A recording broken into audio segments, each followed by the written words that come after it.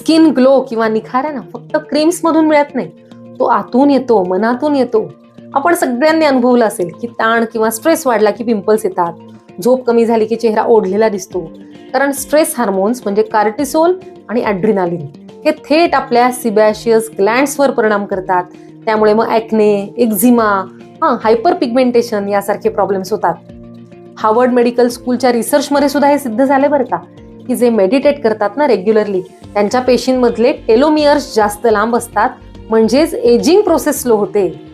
Stress कमी म्हणजे glowing skin. आता यासाठी काय करायचं? दररोज 15 मिनिटांचा प्राणायाम किंवा ध्यान, यामुळे कॉर्टिसॉल कमी होईल आणि तुमची त्वचा उजळ दिसेल. आणखी एक सोपा उपाय आयुर्वेदामध्ये सांगितलेला, ज्यामुळे छान झोप येईल, चेहरा प्रसन्न होईल, मेमरी चांगली होईल आणि खूप फायदे मिळतील. फक्त 2 मिनिटं लागतात यासाठी. तो म्हणजे नस्य. रोज रात्री झोपण्यापूर्वी दोन्ही नाकपुड्यांमध्ये 5 ते 10 थेंब घरी बनवलेलं शुद्ध तूप किंवा घाण्यावर बनवलेलं शुद्ध बदाम तेल थोडं कोमट करून टाकावं.